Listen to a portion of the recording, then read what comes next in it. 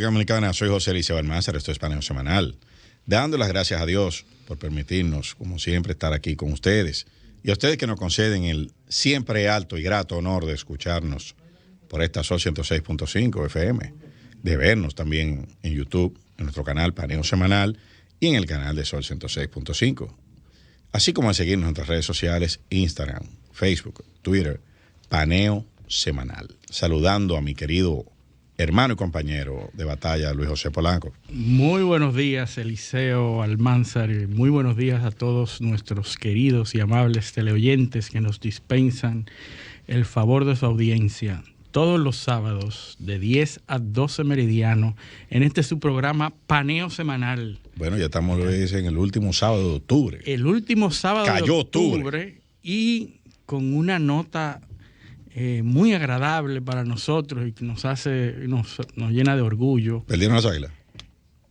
Cumplimos 2 años en el aire. No, sí, eso es lo segundo mejor que puede pasar. Es que pierdan las Águilas. Tú sabes que yo te dije el sábado pasado que a mí me da lo mismo que gane el Licey que pierdan las Águilas. Yo soy muy neutral. Neutral, hay que serlo, muy objetivo. Exactamente. Bueno, pues sí, cumplimos 2 años. Cumplimos 2 años en el aire, de manera humilde, llevando una nueva visión, una nueva dirección, un criterio diferente de llevarle informaciones internacionales, nacionales, con un poco de nivel académico en algunas ocasiones. Tratamos de que nuestros invitados aporten al conocimiento y que tratar de levantar un poco el nivel del debate de lo que se escucha en la radio dominicana. Y de ver las cosas, analizar otras aristas. Correcto. Ver las cosas de una manera más profunda, conectando hechos y noticias, sobre todo porque en la rapidez de la información, la dinámica de la información, no permite a veces que uno haga las correlaciones correspondientes entre un hecho y otro. Así es. Que suceden a veces en tiempo y espacio distintos, pero están correlacionados. Entonces, nosotros aquí, eso es lo que tratamos de hacer, ¿no? De llevar esa visión a nuestros oyentes y compartir reflexiones que nosotros hacemos. Exactamente, porque lo que se oye, y como tú bien dices, la rapidez con la que se reciben las informaciones, la masividad con que llegan las informaciones, no permite ese detenimiento en cada una de las informaciones, pero tampoco llama mucho la atención. Nosotros hacemos un trabajo que es, diríamos, contrario a lo que se pretende en la radio, el sensacionalismo, las noticias altisonantes son las que llaman la atención, y nosotros nos hemos resistido en alguna medida de hacer ese tipo de radio. Y tenemos la suerte de que tenemos una legión de oyentes que nos siguen, que buscan eso mismo que nosotros estamos vertiendo en la radio. Bueno, pues nada, adelante y durar todos los años que podamos aquí. Hasta donde se pueda, ¿verdad? Bueno, pues, así es. Eliseo, tú sabes que hoy no, el día 27 de octubre se celebró el 60 aniversario de la Operación Anadyr. La Operación Anadyr. Crisis de los misiles. La crisis de los misiles. Anadyr es un río que se encuentra en el territorio este de Rusia, en aquel momento la Unión de Repúblicas Socialistas Soviéticas. Y ese río le da el nombre a una región, a una parte importante de lo que era la Unión Soviética, pero también era el nombre de una operación de Stalin de agrupamiento de tropas en el este de Rusia, en el este de la Unión de Repúblicas Soviéticas Socialistas, con la intención de recuperar Alaska. Es decir, Stalin tenía la idea de acumular tropas y pertrechos militares hacia el este de Rusia con la intención de hacer una campaña militar con la intención de recuperar Alaska. Tú sabes que Alaska fue comprada por los Estados Unidos a los zares de Rusia, ¿verdad? Y se vendió por una suma insignificante de 7.2 millones. Chele. Centavos. 7.2 millones, no es más que 150 veces lo que valdría en ese momento, o lo que valdría hoy, el por territorio, obviamente, que no tiene valor, un territorio que es uno de los estados más grandes de la Unión Norteamericana. Y entonces los zares vendieron a Estados Unidos Alaska, y cuando caen los zares, bueno, Stalin se propone recuperar ese territorio que antes era ruso. Pues así Nikita Khrushchev adoptó ese mismo nombre, por eso la importancia de esa operación, acumular pertrechos militares, misiles, efectivos militares, submarinos en Cuba, ¿verdad? En la costa norte de Cuba, y se fueron llegando meses antes hasta que los Estados Unidos, con su sistema de reconocimiento, detecta la actividad. Esa actividad había estado llegando a Cuba a través de barcos mercantes. Había una flota mercante, pero estaban disfrazados de flota mercante y se disfrazaban contrabandeados, se fueron llegando a Cuba, hasta que en uno de esos movimientos, en la zona donde se apostaron, en los primeros días de octubre, es detectado por los servicios de inteligencia norteamericanos, y entonces comenzaron a tomar medidas para eso. Dentro de esas medidas estuvieron el bloqueo de esas naves para que no pudieran entrar más a la zona, una operación que se llamaba cuarentena.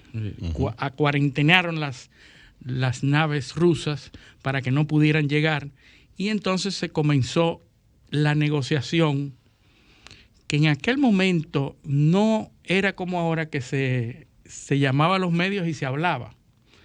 Ahí se daban las partes noticiosas a las agencias noticiosas, y las agencias noticiosas controladas publicaban información. Ahí está la diferencia de la crisis actual. Las informaciones eran controladas por ambas partes. Uno de los mayores y más críticos momentos de la Guerra Fría, la crisis de los misiles de octubre de 1962. El presidente estuvimos a punto de... Estuvo a punto, es decir, de armarse Estados Unidos vio como incluso los movimientos que se realizaron en la península, en la Florida, porque era el punto más cercano, y los pertrechos militares y los misiles de corto alcance donde llegaban era a la Florida. Y entonces se entendía que irremediablemente una de las áreas más críticas era la Florida. Entonces comenzaron a desplazar militares hacia la Florida, y todavía cuando uno va a la Florida por los Everglades y todo, ve los vestigios. Cuando uno va a Los Cayos, ve hay sitios que hay cañones y todo, lo han dejado trincheras. Ahí. Lo han dejado ahí como un símbolo de lo que fue la Guerra Fría en ese momento. Hay que también, pues hay que poner eso en contexto. O sea, esta crisis fue en el 62. Y ese emplazamiento de misiles es una respuesta al tema de Bahía de Cochinos, que fue en el 61. Claro, porque había que tomar en cuenta la importancia que estaba tomando el comunismo en todo el mundo también, ¿verdad? Recuerda que la Revolución Cubana fue en el 59, 1 de enero, y que entra la tropa a La Habana, Pero como fue una revolución, en lo que el proceso de organización, pues, toma todo el 59. En el 60 comienzan los contactos internacionales, la fase y todavía sigue el proceso de organización interna. No, y los soviéticos comienzan a dar el apoyo.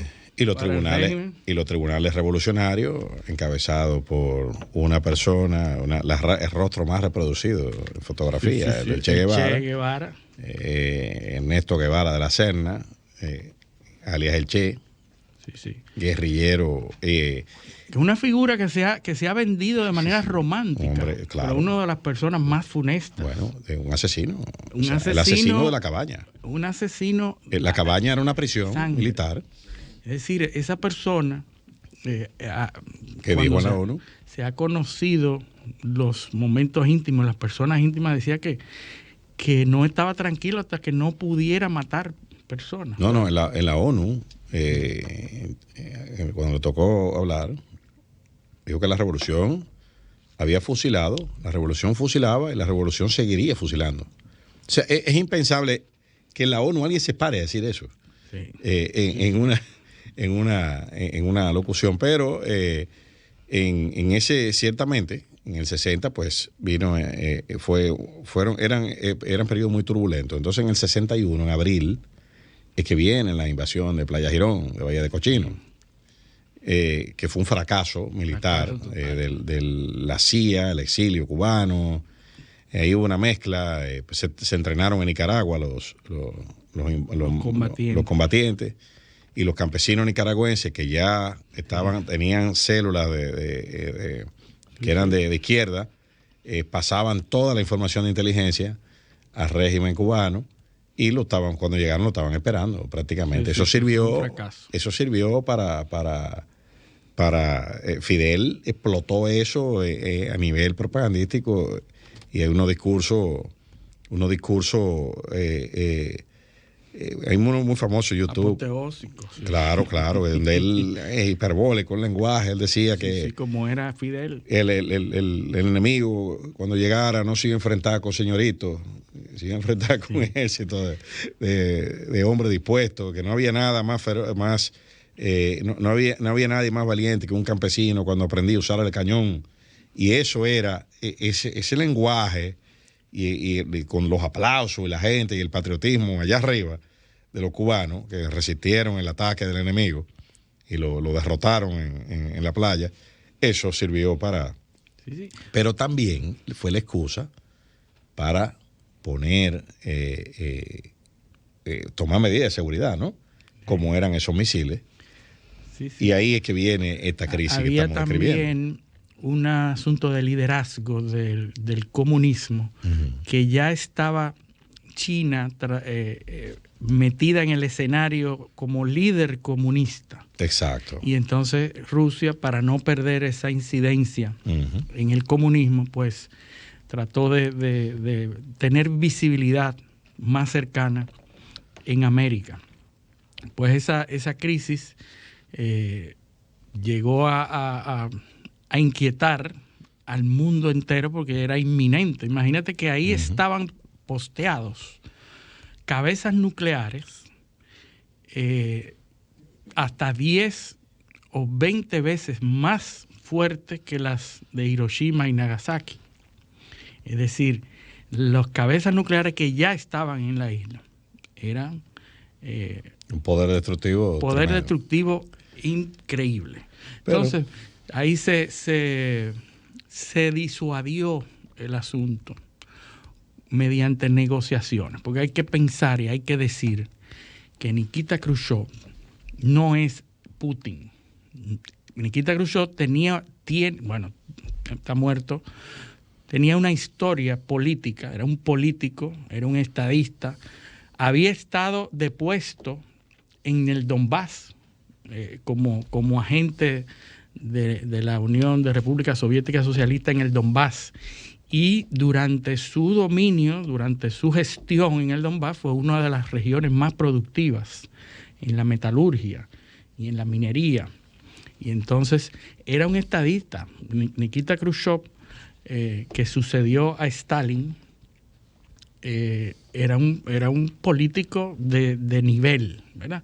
Y entonces, a través de las negociaciones, a puerta cerrada muchas, a veces a través de discursos públicos, pues se logró llegar a un acuerdo de retirar esos misiles, a cambio de que Estados Unidos retirara también unos misiles que había puesto en Turquía. Es que el verdadero reparto de las capacidades bélicas de ataque, de destrucción mutua, se dieron en ese contexto. Fíjate que hubo primero un reparto, después la Convención de Yalta, cuando se está terminando la Segunda Guerra Mundial, que comienzan a decidir qué es lo que van a hacer, cómo es que van a repartir los territorios, o el botín, ¿no? Y por eso es que, y por eso que vamos adelante y atrás, porque es que todo eso se conecta. Sí. Es lo que decíamos al principio.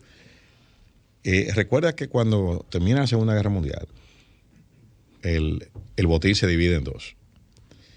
Con los victoriosos, obviamente. Claro, los que ganaron. Sí. Se reparten lo que hay. Por eso es que De Gaulle, estuvo a punto de trancar el juego de la invasión del día D, porque él necesitaba que se le garantizara que él iba a controlar una parte. Y jugó a su territorio. Sí. Él es el único invadido que negoció del lado de los ganadores. Porque Francia estaba ocupada por los alemanes. Se mantuvo. O sea, pero él mantuvo el gobierno en el exilio y fue el único ocupado. Ni los polacos, ni ninguno de los otros, ni los holandeses, ninguno de los países que fueron invadidos negociaron del lado de los ganadores, excepto Francia.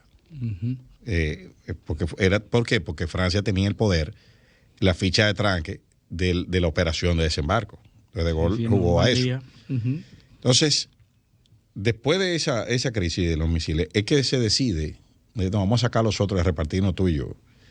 Pon misiles aquí, quita allí, quita... Y ahí como un acuerdo. Exactamente, y ahí que Estados Unidos encabeza entonces, se reparte con sus aliados los emplazamientos de armas. Donde los franceses pueden tener aquí, o sea, se lo distribuyeron en el Pacífico, y esa es la correlación que todavía se mantiene en las armas nucleares, que va a cambiar, o ha cambiado ahora, por la irrupción de otras potencias nucleares como China, Irán, India, Israel, que tiene armas nucleares. O sea, la aparición en el escenario de otras potencias ha hecho que el tablero se reconfigure. Corea del Norte. O sea, son fichas que se han ido jugando. Fichas en el juego. Ahora claro. Más. Entonces ahora habían dos, ahora hay más. Ahora es más complicado. A pesar de que los tratados de armas de mediano alcance, de corto alcance, se mantienen.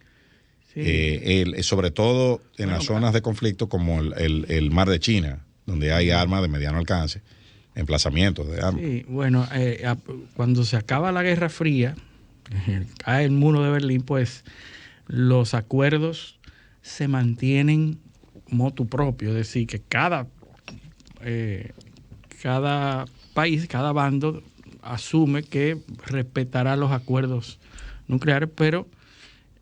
no, pero hubo otros acuerdos después. El tratado de START 1, el START 2, son tratados que se hicieron en la administración Reagan. No proliferación de armas exacto, nucleares. Y de desmantelamiento de arsenales también, que se hicieron en la administración Reagan, creo que se hizo el primero, y luego las sucesivas administraciones hicieron unos cuantos acuerdos de eso.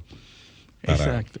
Bueno, el por qué nosotros traemos el 60 aniversario de la crisis de los misiles, para hacer ese paralelismo entre la situación actual y la situación de aquella época en el 1962, y lo que está pasando ahora. Es como si al desaparecer la Guerra Fría se descuidaron. Cada uno de los lados, cada uno de los bandos se descuida de las posiciones geoestratégicas. Y Putin lo que hace ahora es retomar esas posiciones geoestratégicas y reclamar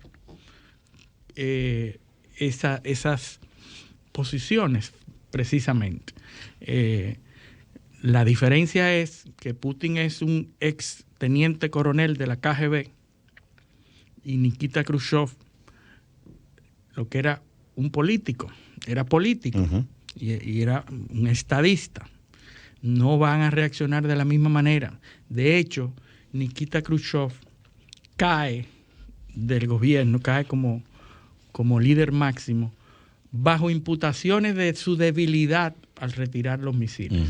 Es decir, que en su propio país es tildado de débil y entonces pierde el poder precisamente en algunos le endilgan la debilidad. ¿A quién te recuerda eso a principios de los 80?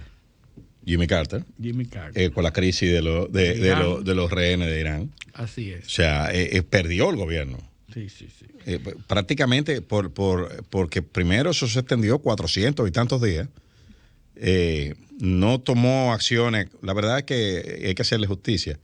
Intentaron tomar acciones militares. Lo que pasa es que hubo un accidente en la pista en Riyadh, donde iban a despegar los dos equipos de SEAL que iban a ir a rescatar a los rehenes.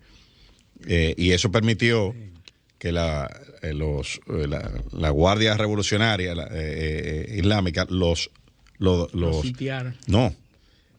dispersara, los rehenes. Entonces los dispersó y lo tomaron acciones porque se dieron cuenta con el accidente. Pero eso le costó la presidencia a Jimmy Carter. Porque los gobiernos, a pesar de lo que nosotros pensamos aquí, de que el occidente es la idea generalizada en el mundo, los gobiernos penalizan a los presidentes que no van a la guerra. Lógico. Sobre todo en Estados Unidos. Y por el contrario, apoyan a los presidentes cuando salen a la guerra. La ventana, hay un fenómeno sociopolítico que se llama la ventana de Overton. Que se construye sobre una hipótesis, sobre una tesis más bien, que es que las decisiones, vamos a ver, ¿cómo? Los políticos no toman las decisiones racionales. ¿Entiendes? O sea, ¿y cómo se construye la lógica de toma de decisiones? Por la expectativa de la gente. Entonces, eso es un fenómeno que se llama la ventana de Overton. El político toma decisiones dentro de un grupo de opciones que son las que tiene la gente. No las racionales. Las que espera. No las racionales. No. Ni las más eficientes, ni las más convenientes. No. Es las que la gente cree que son. Sí. Incluso las más racionales se toman cuando no hay la incidencia y hay muchísimos ejemplos en la historia donde esa ventana de Overton, que es ese fenómeno, se manifiesta. Por ejemplo, uno que se me ocurre rápido, el tema de las relaciones, los matrimonios igualitarios. Sí. Eso hace 30 años era impensable. Sí. Entonces, ¿cómo es que comienza se consideraban racionales? No. De hecho, los manuales de psiquiatría en los años 70 consideraban eso como un trastorno, una enfermedad mental. Sí. O sea, personalidad. Se trataba. Había centros de recuperación en España, que es un país del primer mundo. Sí. Entonces, era así. En Estados Unidos no se podía entrar a la Fuerza Armada. O sea, tú eras un enfermo mental. O tenía un problema conductual. Entonces, ¿cómo se cierra la ventana de Overton? Bueno, comienzan los estudios científicos primero a tirar la semillita el tema. Entonces, si tú no quieres debatir eso, tú eres un irracional porque tú tenías el conocimiento. Sí. Entonces, como tú no quieres verte irracional, siendo político, tú no te quieres ver irracional, tú entras al debate. Sí. Entonces, ¿qué es lo que va a hacer el debate científico? Minar las justificaciones que tú tienes para tener una posición contraria, ponerla en duda. Sí. Y una vez se pone en duda, ya hay dos posiciones. Entonces puede ser puede ser aquella. Tú tienes una posición, pero la ciencia dice esto. Y comienzan a voltear, y como la ciencia lo dice, hay que admitirlo. Sí. Y como ya hay que admitirlo, entonces hay que legalizarlo. Sí. Y después que se legaliza, entonces hay que montarse en la ola.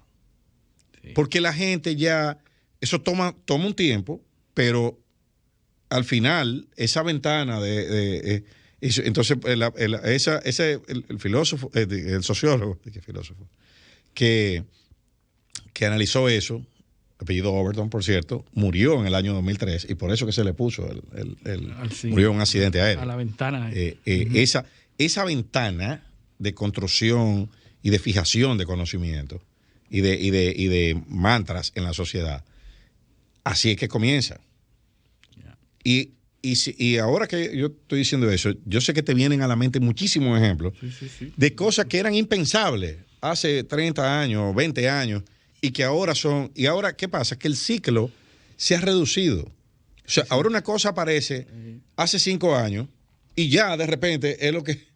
por la velocidad con la que se propaga la información. Así es. La masificación de la información ha acelerado los procesos. Y eso se da incluso con los temas, como hemos visto, con el COVID, con la normalización de la violencia o de los conflictos bélicos. Por ejemplo, ahora es Ucrania. Es como si un muerto ucraniano tuviese más valor que un muerto en Mali o que un muerto en un conflicto africano. Es lo que tú dices, la lógica no tiene nada que ver. Nada que ver. Y todas las decisiones políticas se toman en función a ese menú de opciones que no lo da la racionalidad, sino lo da la expectativa que se construye en la gente, que es inducida a la vez. Así es. Por ese tipo de fenómenos. No, así mismo es, y así, y ahora con esa situación actual y una crisis en donde todo el mundo está hablando de una crisis nuclear, porque todo el mundo está hablando de una crisis nuclear, claro. En algún momento lo menciona, Biden ayer lo acaba de mencionar, si él no tiene intención, ¿para qué lo menciona? Y Putin dice, yo no tengo intención de usar las armas nucleares, pero 2 días antes había hablado de que no descarta el uso. Claro. Es decir, la dinámica, la crisis nuclear del momento es muy parecida a la que en aquel momento se dio, pero la diferencia son los medios masivos, lluvia de información. La lluvia de información. Digo, y los actores. No necesariamente de información.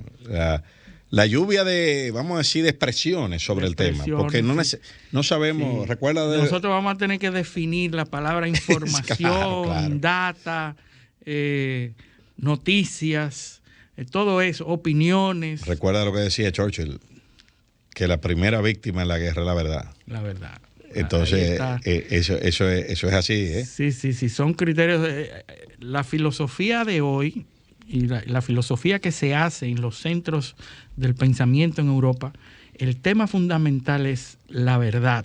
Claro. La verdad como realidad. ¿Qué es la verdad? ¿Qué es la realidad? Bueno, si tú te vas, y lo hemos dicho aquí antes, si tú vas al diccionario de la Real Academia del Español, te vas a dar cuenta y busca la palabra verdad. Sí, te vas a dar cuenta que la palabra verdad tiene como 6 o 7 acepciones. Sí. Ahí. Y creo que como 5 de ellas están ligadas a lo que la gente cree. La creencia, sí. ¿No? O sea, y si tú vas a la palabra realidad, te das cuenta de que no tiene nada que ver con lo que la gente cree. Sí. O sea, incluso una de las acepciones de la palabra verdad es aquello que no puede ser racionalmente debatido. Imagínate. O sea, ¿te imaginas? Queda muy poco, Queda muy poco. No, pero ven acá, o sea, ¿qué es racionalmente? ¿Quién es que define los niveles de racionalidad con lo que se puede debatir una idea? Bueno. Entonces, por eso la palabra verdad ha caído en un limbo de definición. Estamos claros a nivel etimológico de lo que es, de dónde viene, la palabra veritas, latín, todo lo que tú quieras. Pero nosotros ahora mismo, el lenguaje es una limitante para definir la verdad. Para que tú veas la paradoja de la vida. Sí, es uno de los temas más apasionantes, bueno, la ontología. Exactamente. Pero bueno, vámonos a nuestra primera pausa. Esto es Paneo Semanal, no le cambien.